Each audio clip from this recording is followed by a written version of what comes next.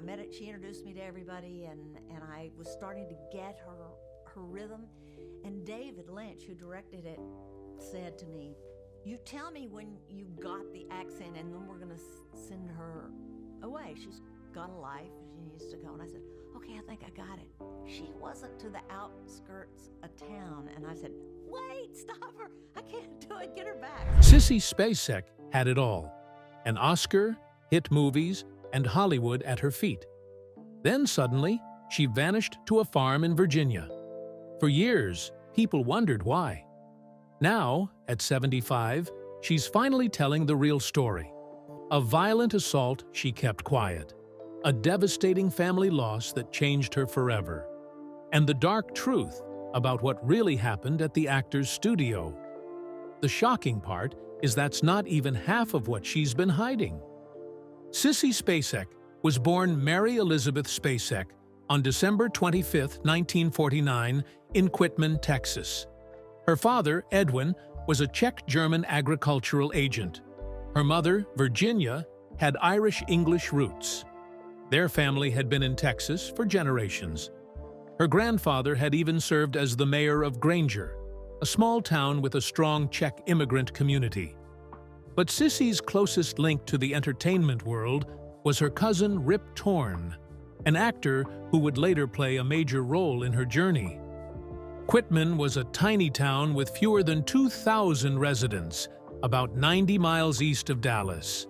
It was the kind of place where kids grew up climbing trees, riding horses, and fishing in nearby lakes. Sissy's older brothers, Robbie and Ed Jr., gave her the nickname Sissy, and it stuck for life. She loved the outdoors, spending hours on horseback with her favorite steed, Buck. But she also had a passion for performing. At just 6 years old, she entered a local talent show. From that moment on, she knew she wanted to be on stage. At first, she dreamed of becoming a singer. She even picked out a stage name, Rainbow. But life had other plans. By the time she reached Quitman High School, Sissy was more than just the quiet girl with artistic dreams. She had a natural charm that made her stand out. Her classmates adored her, and in her senior year, she was crowned homecoming queen. She performed in talent shows, took part in school plays, and never missed a matinee at the local movie theater. But despite her love for small-town life, she felt like the world outside Quitman was moving faster than she was. She wanted more. Then, in 1967, everything changed. Her older brother Robbie, just 18 years old, was diagnosed with leukemia. He had been more than just a brother. He was her role model. A track star with effortless confidence, he was someone Sissy looked up to. The family spent months traveling back and forth to Houston for his treatments. Soon after, he passed away. His death devastated Sissy. She later called it the defining moment of her life. The grief was overwhelming, but it also changed her. She felt like nothing could hurt her more than what she had already endured. In interviews, she described this loss as rocket fuel for her acting career. It made her fearless. It made her willing to take risks. Once you experience something like that, she said, nothing else frightens you. In 1967, at just 17 years old, Sissy Spacek left her small hometown of Quitman, Texas, and moved to New York City. She had one goal in mind: becoming a singer. Living with her cousin, actor Rip Torn, and his wife, actress Geraldine Page, she threw herself into the music scene. She even adopted the stage name Rainbow, hoping it would help her stand out. In 1968, she recorded a satirical single called "John, You've Gone Too Far This Time." The song playfully criticized John Lennon for posing nude with Yoko Ono on the Two Virgins album cover. It was clever and bold, but it didn't catch on. The single failed, and with it, her dreams of making it as a singer started to slip away. Still determined, She performed with a group called Moose and the Pelicans, hoping to find success. But nothing took off. By 1969, her record label had dropped her. It was a crushing moment, but she didn't know yet that it would change her life in the best way possible. Music hadn't worked out, but her time in New York had introduced her to a world she hadn't considered before: acting. Rip Torn saw something in her and encouraged her to pursue it. With his support, she enrolled at the Lee Strasberg Theater and Film Institute. To support herself, she took on work as a photographic model and performed in small showcases in West Village clubs like The Bitter End, sometimes making just $10 a night. It wasn't glamorous, but it kept her close to the world of film and theater. Torn's connections helped her land auditions, and within months, she started booking small roles. Acting was different from music. It felt like something she could truly grow into. She wasn't just performing, she was discovering a new part of herself. Her first film role came in Prime Cut, 1972, a crime thriller directed by Michael Ritchie. Starring alongside Hollywood veterans Lee Marvin and Gene Hackman, she played Poppy, a young orphan being sold into sexual slavery. It was a dark and unsettling role, but she gave it everything she had. The film wasn't a huge box office success, but critics noticed her performance.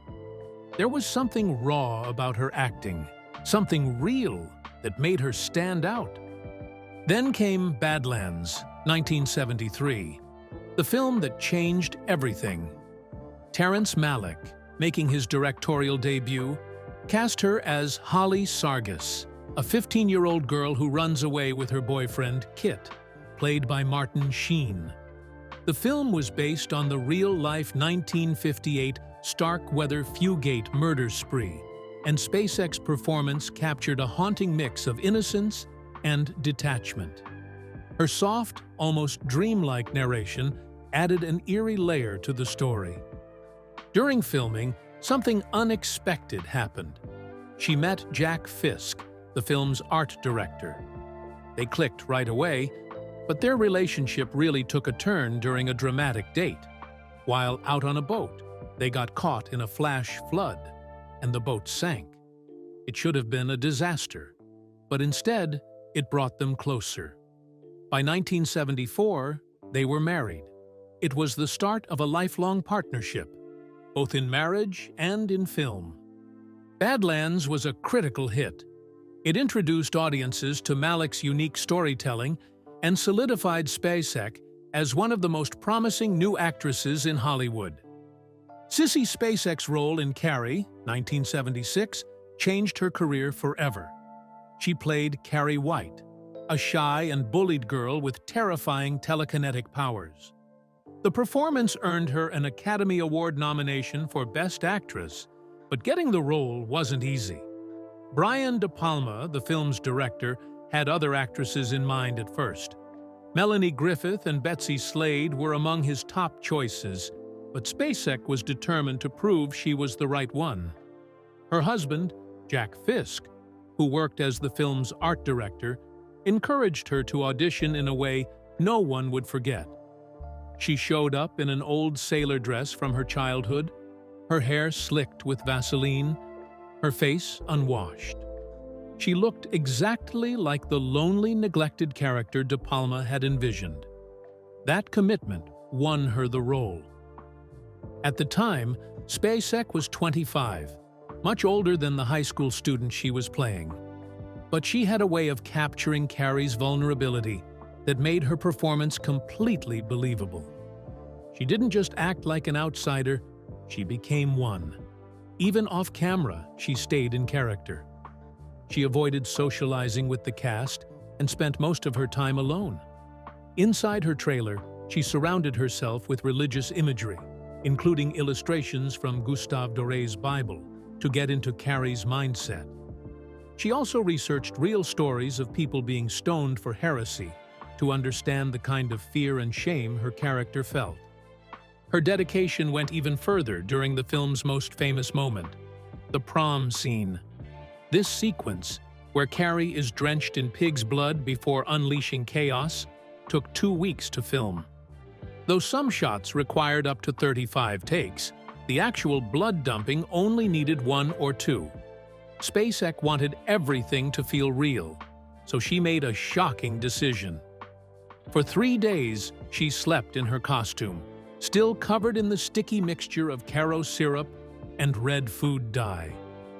The studio lights made it even more uncomfortable, but she refused to wash off. She believed staying in the blood helped her stay connected to Carri's emotions.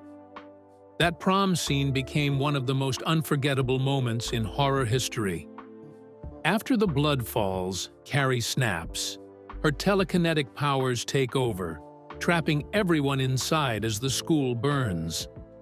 The chaos feels raw and terrifying, and Spacek's performance makes it even more powerful. The blood itself was poured by her husband, adding an unexpected personal touch. Years later, Bravo ranked the scene 8th on its list of the 100 scariest movie moments.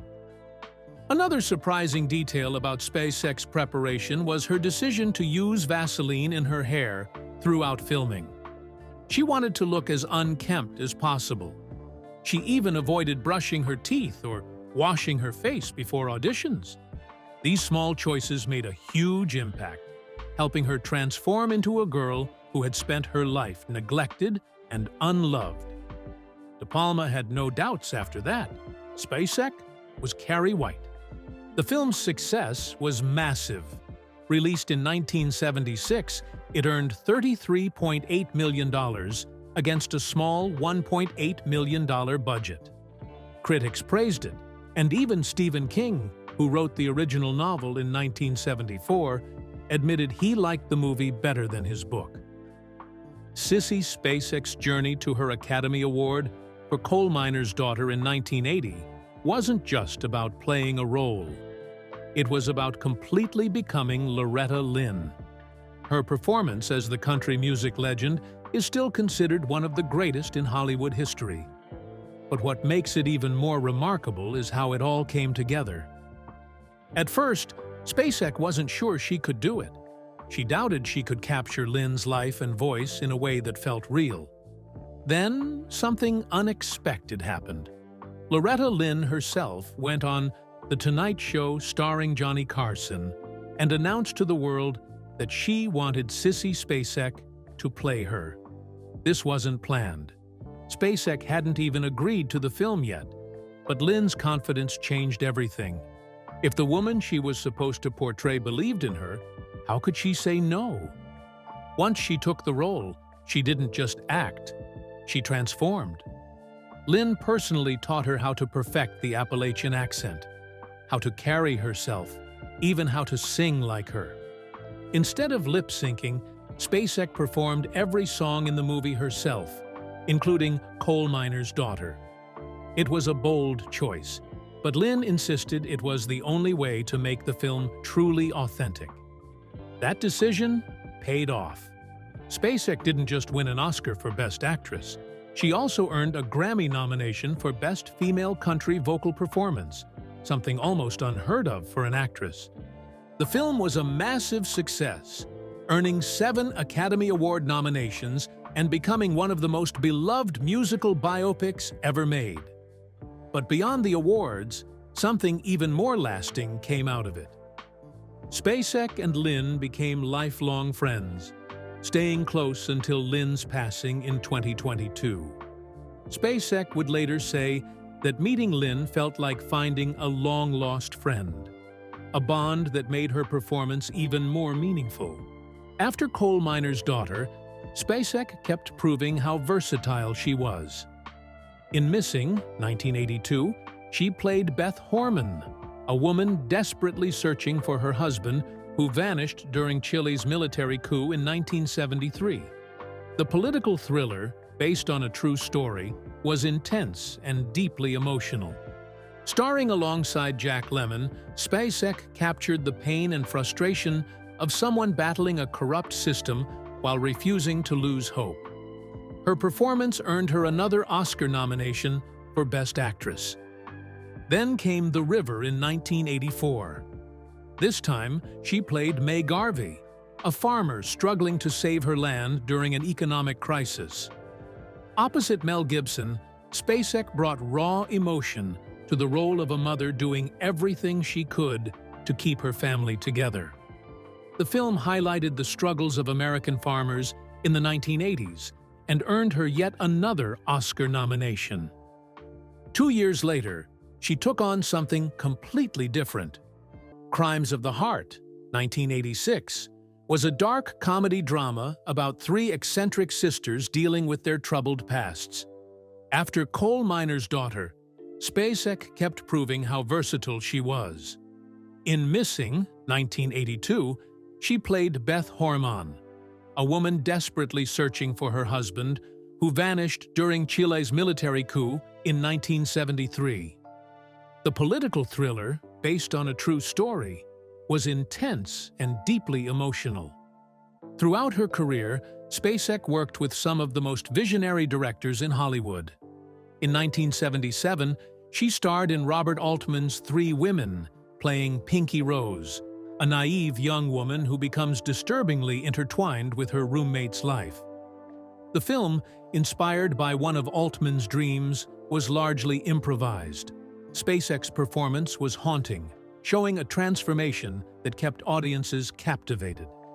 Though it wasn't a commercial hit at the time, 3 Women gained recognition years later as one of Altman's best works. In 1991, she took a supporting role in Oliver Stone's JFK, playing Liz Garrison, the wife of New Orleans District Attorney Jim Garrison, played by Kevin Costner. The film, one of Stone's most controversial works, explored the conspiracy theories surrounding John F. Kennedy's assassination. While Costner's character was at the center of the story, Spacek gave depth to the personal side, portraying a woman torn between standing by her husband's relentless investigation and holding their family together. In 1986, she took on one of the most emotionally exhausting roles of her career in Night Mother.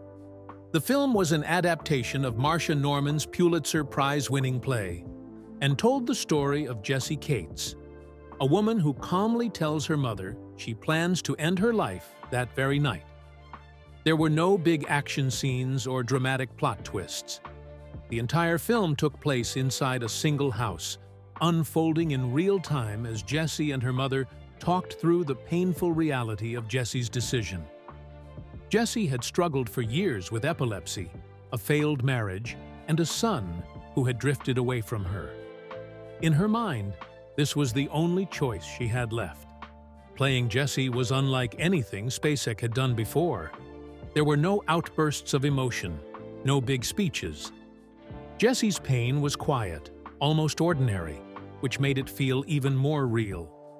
Director Tom Moore decided to shoot the film in order from beginning to end so that the emotional weight could build naturally. This meant that every day on set, Spacek and her co-star Anne Bancroft had to carry the weight of their character's grief, exactly as it would unfold in real life. Spacek later admitted that stepping into that kind of despair was exhausting. She couldn't just leave it behind when the cameras stopped rolling. Critics praised her performance, calling it haunting and deeply human. She never exaggerated Jessie's emotions, never made her suffering feel theatrical. Instead, she brought a quiet realism to the role, making the film's heartbreaking conclusion feel even more devastating. But for Spacek, the experience left a lasting impact. Even after filming ended, it was difficult to shake off everything the role had forced her to feel. Despite proving her incredible range as an actress, Spacek still had to face one of Hollywood's biggest problems: the lack of meaningful roles for older women. By the time she reached her 40s and 50s, the leading roles became fewer. The film industry, always drawn to youth, started offering her mostly supporting parts. Even with her reputation and 6 Academy Award nominations, she found herself being overlooked for the kind of roles that had once come easily. But instead of fading into the background, she adapted. she turned to independent films and television, where she could still find characters with depth. In 2001, she gave a powerful performance in the Bedroom, playing a grieving mother who struggles to cope with the murder of her son. The role earned her another Oscar nomination, proving once again that she was still one of the most talented actresses of her generation.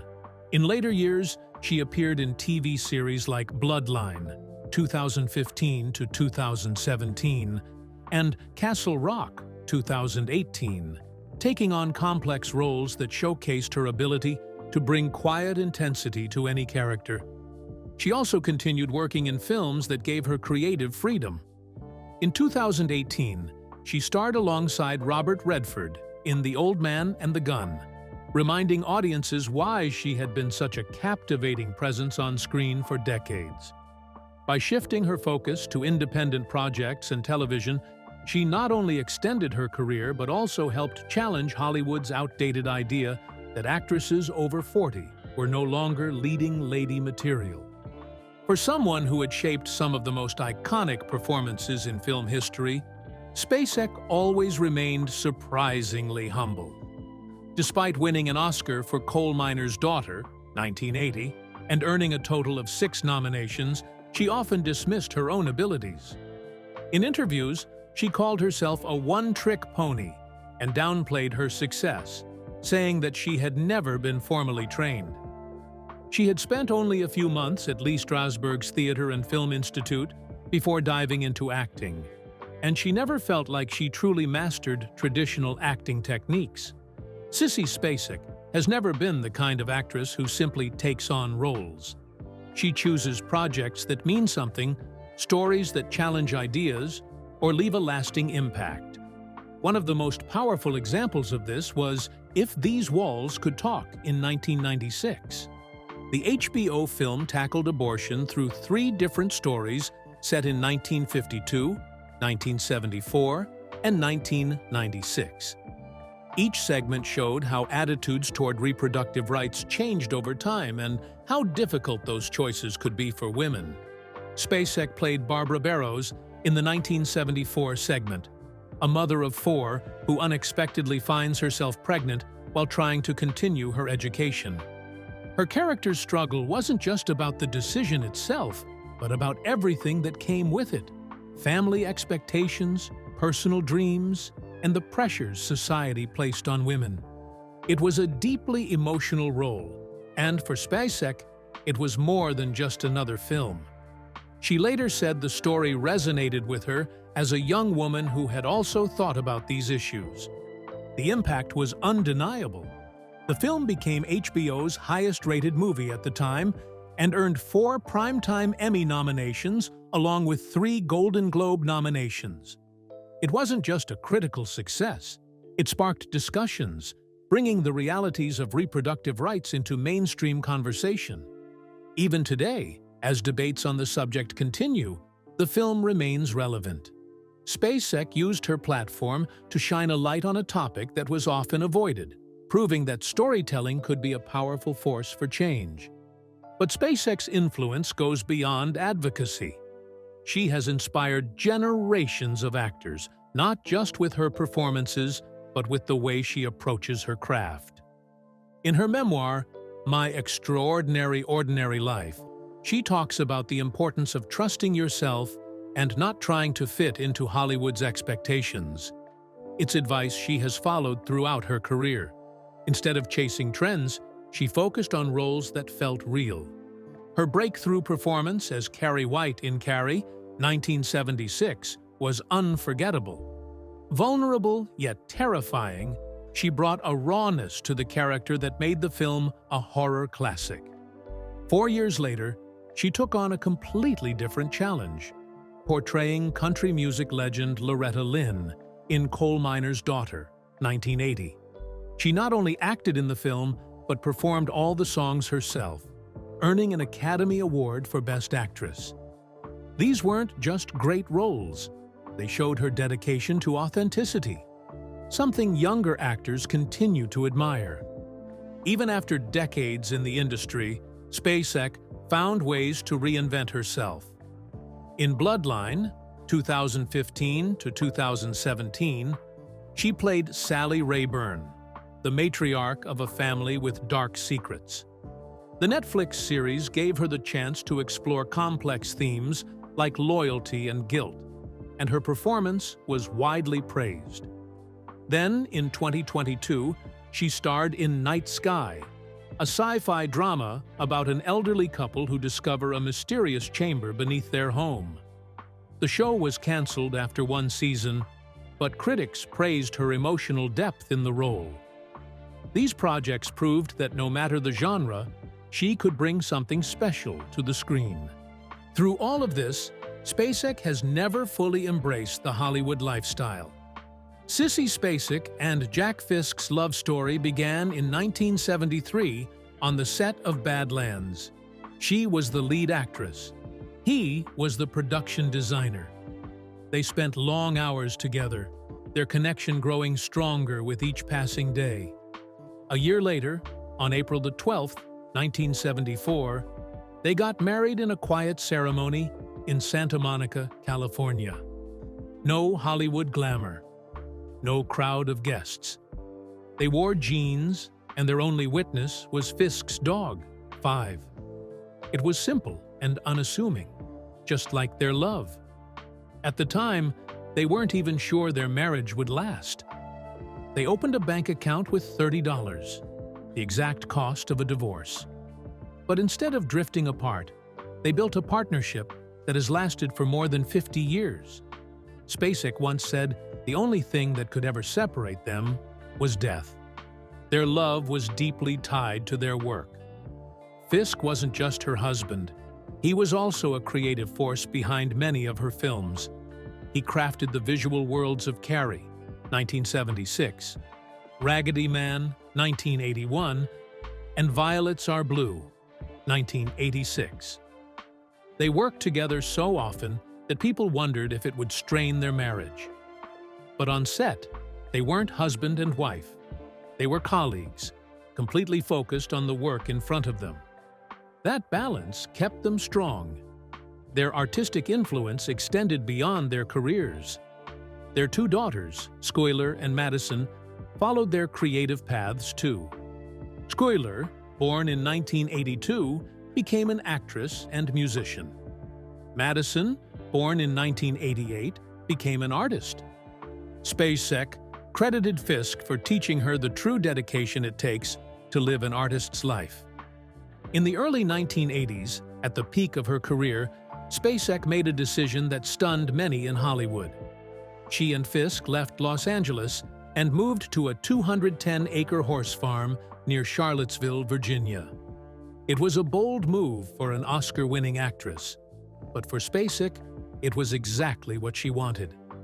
She didn't want her daughters growing up under the glare of Hollywood. She wanted them to run barefoot in the grass, climb trees, and experience a childhood untouched by fame.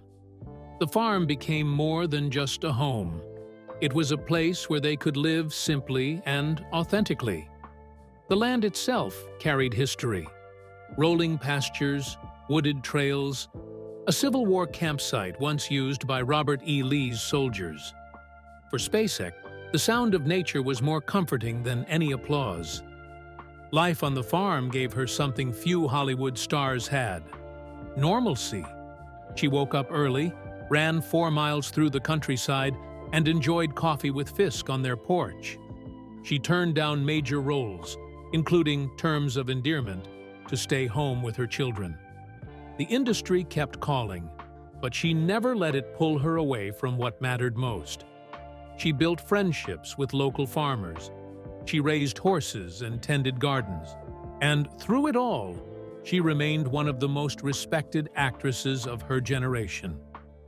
But Spacek's decision to live far from Hollywood wasn't just about family. It was about staying real. She believed that if you lived only in the movie star world, you would never know anything beyond it. She didn't want that. She wanted to stand in grocery store lines, drive her kids to school, and experience life the way most people do.